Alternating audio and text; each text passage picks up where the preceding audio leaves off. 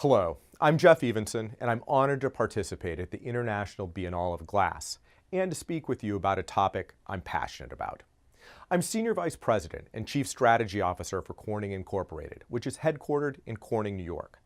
I'm also Chairman of the Corning Museum of Glass. These positions give me a unique perspective on glass from both a technology and an artistic perspective. I think most of you are familiar with the Corning Museum of Glass.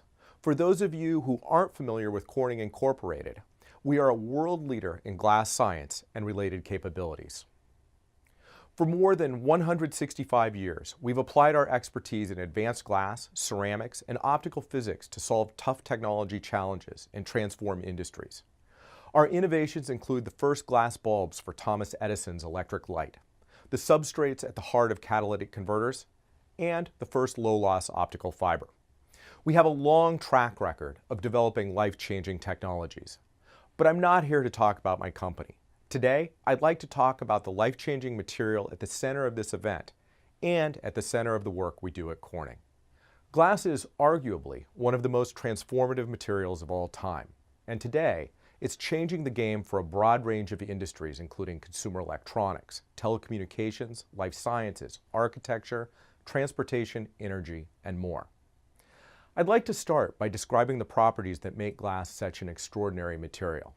Next, I'll review some of the revolutions that glass has spawned and explain why I believe we only recently entered the glass age.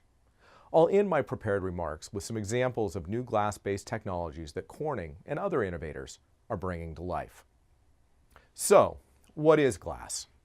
At its core, glass is quite simple. It consists mainly of silica in the form of sand. But glass is not a single material. It is a diverse family of materials. By adding different elements, you can dramatically change its properties and thereby tune its capabilities for different applications. Let's talk about some of the inherent and achievable properties that make glass so special. I'm sure you already appreciate its aesthetic properties. For more than 3,000 years, artists have used glass because of how it forms, how it feels, how it handles light, and how it takes on color.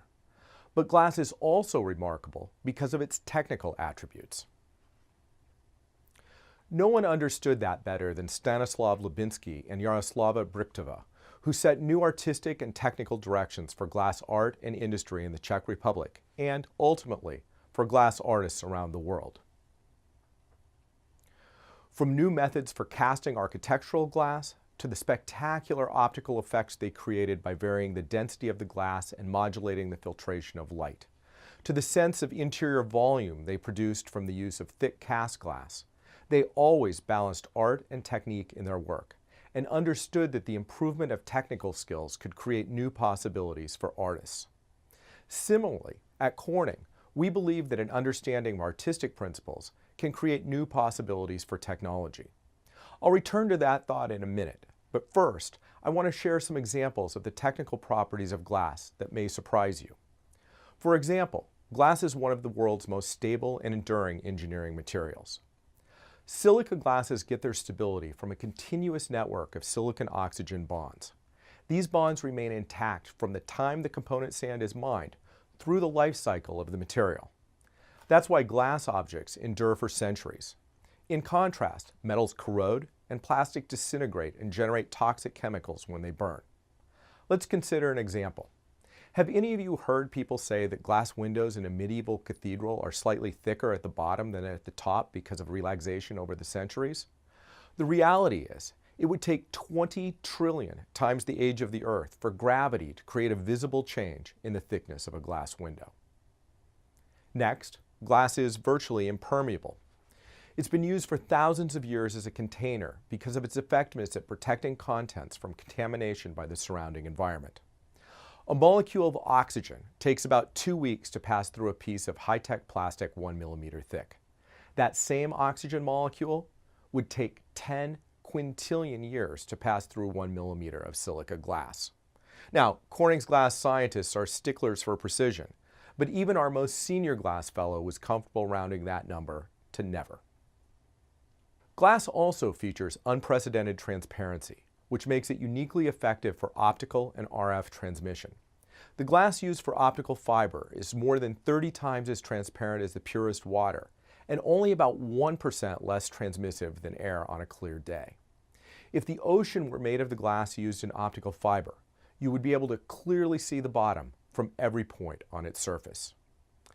And, despite its reputation for being fragile, glass can be engineered to be incredibly strong and damage resistant. Scientists estimate glass's theoretical strength at more than 15 gigapascals. Now, I realize there may be a few people in the audience who don't measure things in pascals, so I have an analogy that might help. Imagine a scale that measures the pressure under an elephant's foot.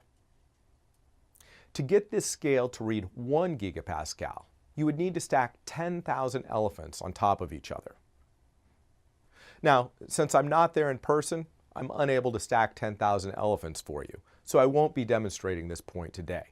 But later in my presentation, I will give you a different demonstration of how strong glass can be. Finally, glass is incredibly versatile, which creates tremendous possibilities from both an artistic and an engineering perspective. Artists can mold, cast, blow, or draw glass to create the desired shape because its viscosity decreases in a smooth and continuous manner with increasing temperature, unlike materials that have abrupt transitions from solid to liquid or gas. And, as I noted earlier, scientists and engineers can create a nearly infinite range of new glasses by combining silica with different elements from the periodic table. To date, scientists have added about 50 other elements to silica glass to create unique compositions. But we're just getting started. That brings us to the end of the first section. I've described what glass is and illustrated some of the features that make it really cool. And with capabilities like that, it's not surprising that glass has already had a profound impact on the world.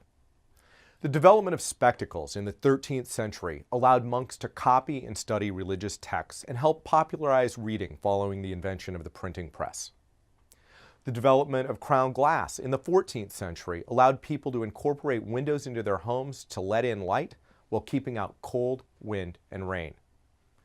The invention of the telescope in the early 17th century expanded our understanding of the universe in which we live. The development of the microscope enabled the discovery of the cell, bacteria, and viruses, leading to life-saving vaccines and antibiotics. Glass mirrors led to the formal use of linear perspective during the Renaissance and encouraged artists such as Rembrandt to paint self-portraits. The development of tempered glass in the early 1900s led to safer military gear and automotive windshields. Glass lenses and picture tubes created major shifts in popular culture by enabling photography, motion pictures, and television. And the invention of low-loss optical fiber in 1970 created the backbone of the internet and ushered in a communications revolution. I think you'll agree that's a pretty impressive list. In light of glass's long history and profound impact on the world already, why do we believe we are living in the glass age today? One reason is the ubiquity of glass and its central role in our day-to-day lives.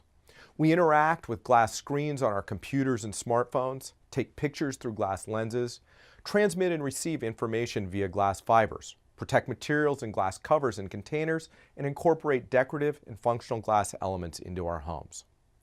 But the main reason I believe this is the glass age is because of the journey we've made from magic to science and from science back to magic. Let me explain. For centuries, the Lycurgus cup confounded observers with its mysterious ability to appear jade green when lit from the front and ruby red when lit from the inside. The cup was created in the 4th century, but people didn't understand until relatively recently that the effect was caused by the presence of microscopic silver and gold particles. When monks used early spectacles as reading aids, they didn't understand how the eye refracts light and focuses images. When Murano glassmakers created extraordinarily clear crystal in the 15th century by melting river stones with plant ash, they almost certainly didn't understand how silica interacted with sodium and manganese.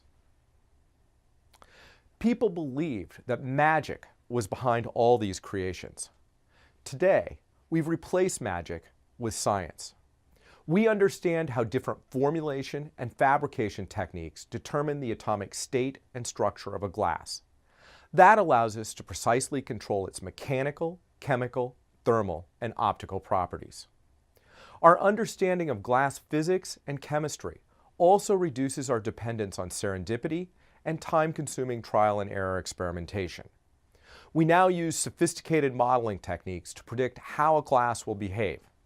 This knowledge has dramatically accelerated the design and development of new industrial glasses. In the past 10 years alone, glass scientists have unleashed capabilities that we could only dream of a few decades ago. As I noted in the beginning of my remarks, Corning has a 165-year history of glass innovations.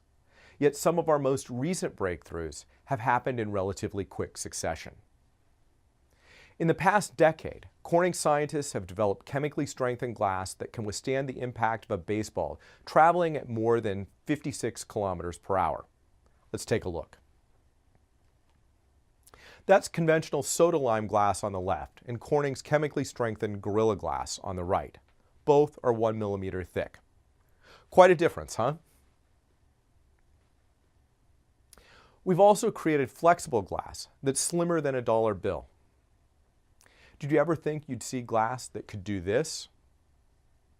And we've developed antimicrobial glass that suppresses the growth of mold, mildew, fungi, and bacteria.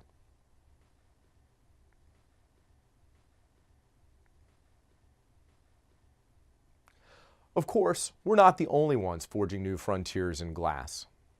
For example, the VTT Technical Research Center of Finland has created smart lenses that use optical light guides to display large, high-quality images that augment reality.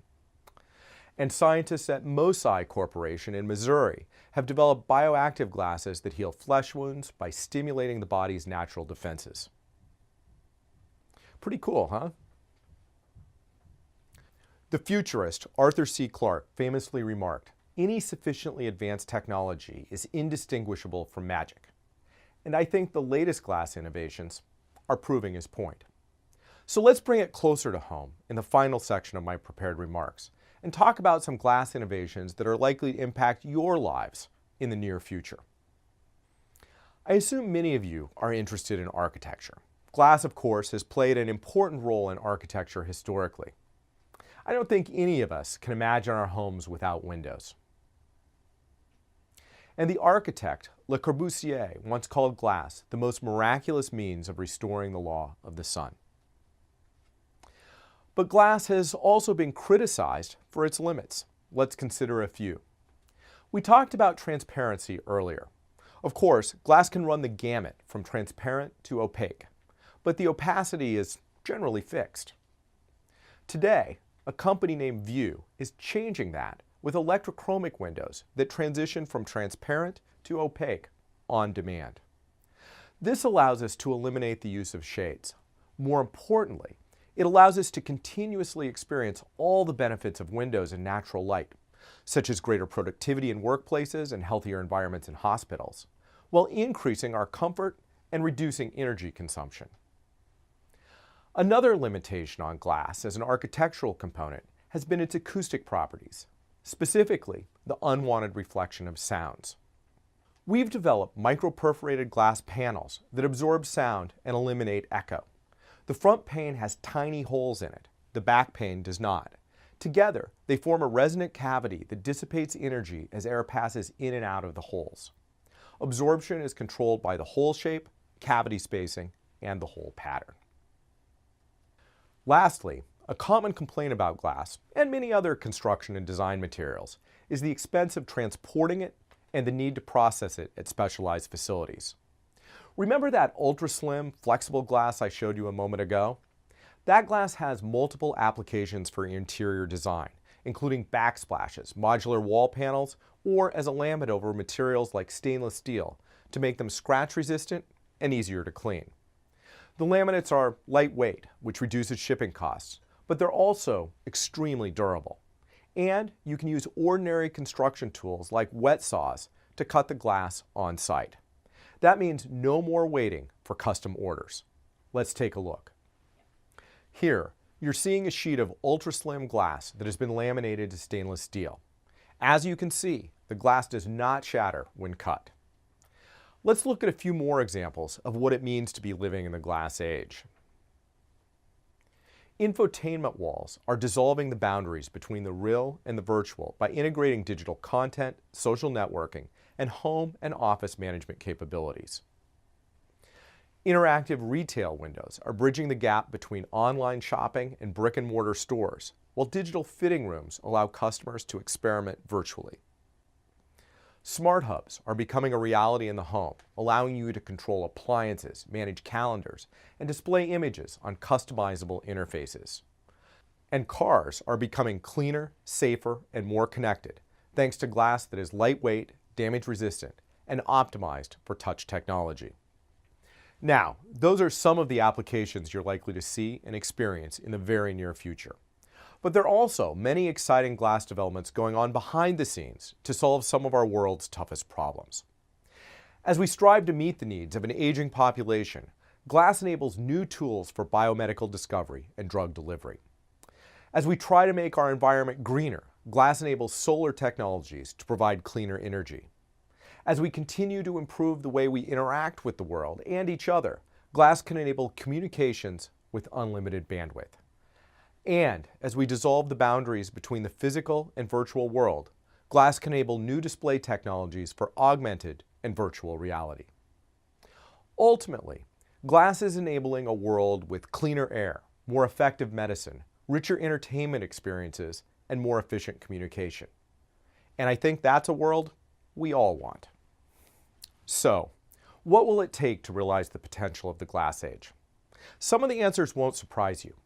Partnerships are vital. This is something that Lubinsky and Brichtova understood extremely well. Theirs, of course, is one of the most enduring and successful artistic partnerships of the last century.